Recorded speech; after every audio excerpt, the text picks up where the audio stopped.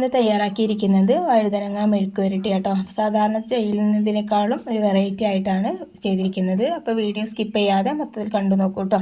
അപ്പോൾ അതിന് വേണ്ടിയിട്ട് ഞാനിതാ വഴുതനങ്ങ കഴുകിയതിന് ശേഷം ഒന്ന് കട്ട് ചെയ്ത് വെച്ചിട്ടുണ്ട്. അപ്പോൾ ഇതുപോലെ ഒന്ന് നീളത്തിൽ ചെറുതായിട്ട് കട്ട് ചെയ്യണമെന്നില്ല കേട്ടോ, പെട്ടെന്ന് തന്നെ കുക്കായി കിട്ടുമല്ലോ. അപ്പോൾ വഴുതനങ്ങ കട്ടാക്കി വെച്ചതിന് ശേഷം ഇതുപോലൊരു പാത്രത്തിലേക്ക് ഞാൻ കുറച്ച് വെളിച്ചെണ്ണ ഒഴിച്ച് കൊടുക്കുന്നുണ്ട് കേട്ടോ. മെഴുക്ക് വരട്ടി എന്ന് പറയുമ്പോൾ അത്യാവശ്യം എണ്ണയുള്ളൊരു റെസിപ്പി തന്നെയാണിത്. അപ്പോൾ ഒരു 2 ടേബിൾ സ്പൂൺ വെളിച്ചെണ്ണ ഞാൻ ഒഴിച്ച് കൊടുത്തിട്ടുണ്ട്. ഇനി അതിലേക്ക് ചൂടായി വരുന്ന സമയത്ത് കുറച്ച് കടുക് ഇട്ട് കൊടുക്കാം കേട്ടോ. കടുകൊന്ന് ജസ്റ്റ് ഒന്ന് പൊട്ടി വരട്ടെ. പൊട്ടി വരുന്ന സമയത്ത് അതിലേക്ക് കറിവേപ്പില ഇട്ട് കൊടുക്കാം. ഇനി ഞാനതിലേക്ക് വെളുത്തുള്ളി നീളത്തിൽ കട്ട് ചെയ്തിട്ട് ചേർത്ത് കൊടുക്കുന്നുണ്ട് കേട്ടോ. ചതച്ചിട്ട് ഇട്ട് കൊടുത്താലും മതി, കുഴപ്പമൊന്നുമില്ല. ഇഞ്ചി ഇട്ട് കൊടുക്കണ്ട കേട്ടോ. വെളുത്തുള്ളി മാത്രം ഇതുപോലെ അങ്ങ് കട്ട് ചെയ്തിട്ട് ചേർത്ത് കൊടുക്കുന്നുണ്ട്. എന്നിട്ട് ഇതിൻ്റെ ഒരു പച്ചമണം മാറുന്നവരെ നല്ല രീതിയിൽ ഒന്ന് വഴറ്റിയെടുക്കാം കേട്ടോ. 2-3 മിനിറ്റ് മാത്രം മതി.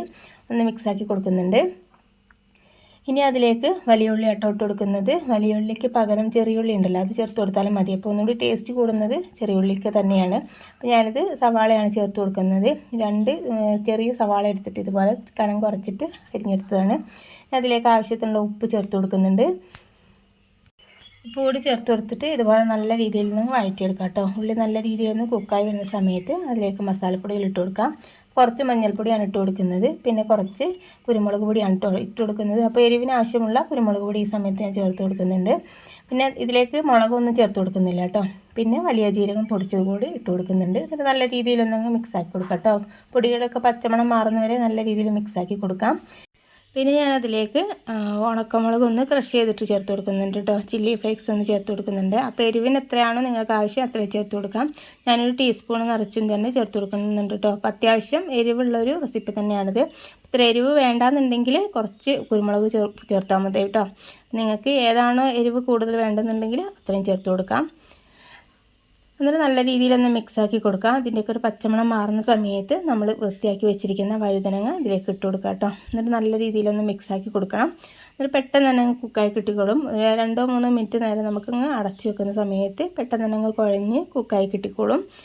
അപ്പോൾ ഞാനിതുപോലെ മൊത്തത്തിലായിട്ട് ഇട്ട് കൊടുക്കുന്നുണ്ട്. എന്നിട്ട് ആവശ്യത്തിനുള്ള ഉപ്പ് ചേർത്ത് കൊടുക്കാം.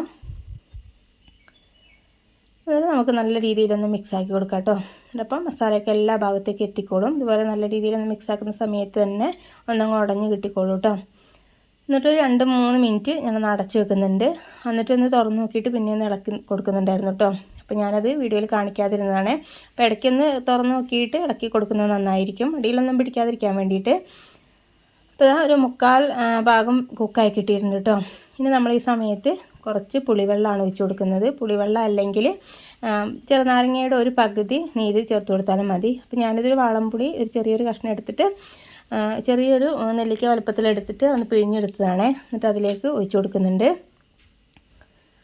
അപ്പോൾ ചെറിയൊരു പുളിയും കാര്യങ്ങളും കിട്ടിക്കോളും. വഴുതനങ്ങയ്ക്ക് ഒരു പുളി കിട്ടുമ്പോൾ നല്ല ടേസ്റ്റും കാര്യങ്ങളും തന്നെ ഉണ്ടാവും. അപ്പോൾ ഈ സമയത്ത് ഉപ്പ് കുറവുണ്ട് തോന്നുകയാണെങ്കിൽ അല്പം ഉപ്പൊക്കെ ചേർത്ത് കൊടുത്തിട്ട് അപ്പോൾ നിങ്ങൾ ടേസ്റ്റ് അനുസരിച്ച് കൂട്ടും കുറക്കുകയും ചെയ്യാം. അപ്പോൾ എരിവൊക്കെ ഈ സമയത്ത് കുറവുണ്ട് തോന്നുകയാണെങ്കിൽ ഈ സമയത്ത് തന്നെ കുരുമുളക് പൊടിയൊക്കെ ചേർത്ത് കൊടുക്കാം കേട്ടോ. അപ്പോൾ ഒരു മിനിറ്റ് കൂടി ഞാനൊന്നങ്ങ് അടച്ച് വെക്കുന്നുണ്ട്. എന്നിട്ട് ഇളക്കി കൊടുക്കുന്ന സമയത്ത് കറക്റ്റായിട്ട് കുക്കായി കിട്ടിയിട്ടുണ്ട്. നല്ല രീതിയിൽ പുളിയും മുളകൊക്കെ പിടിച്ചിട്ട് നല്ല ടേസ്റ്റി ആയിട്ടുള്ളൊരു റെസിപ്പി തന്നെയാണിത്. അപ്പോൾ ചോറിൻ്റെ കൂടെ കഴിക്കാൻ പറ്റുന്ന ഒരു കിടിലൻ ടേസ്റ്റുള്ളൊരു മെഴുക്ക് വരട്ടിയാണിത്. അപ്പോൾ ഇങ്ങനെ വഴുതനങ്ങ ചെയ്ത് നോക്കാത്തവർ എന്തായാലും ഒന്ന് ചെയ്ത് നോക്കിയിട്ട് ഫീഡ്ബാക്ക് അറിയിക്കാനും മറക്കരുത്. സബ്സ്ക്രൈബ് ചെയ്യാതെ കാണുന്നവരൊന്ന് സബ്സ്ക്രൈബ് ചെയ്ത് സപ്പോർട്ട് ചെയ്യും. ആ തൊട്ടടുത്ത് കാണുന്ന ബെല്ലൈക്കണും കൂടി ഒന്ന് പ്രസ് ചെയ്യണം കേട്ടോ. എന്നാലാണ് ഞാനിടുന്ന വീഡിയോസൊക്കെ നിങ്ങൾക്ക് അപ്പോൾ നോട്ടിഫിക്കേഷൻ കിട്ടുകയുള്ളൂ. അപ്പോൾ വീഡിയോ നിങ്ങൾക്ക് ഇഷ്ടപ്പെട്ടിട്ടുണ്ടെന്നുണ്ടെങ്കിൽ ലൈക്ക് ചെയ്യാനും ഫാമിലി ഫ്രണ്ട്സിനൊക്കെ ഒന്ന് ഷെയർ ചെയ്യാനും മറക്കരുത്. അപ്പോൾ ഇതിനേക്കാളും നല്ല കിടിലൻ വീഡിയോയുമായിട്ട് നമുക്ക് വീണ്ടും കാണാം. Okay, thank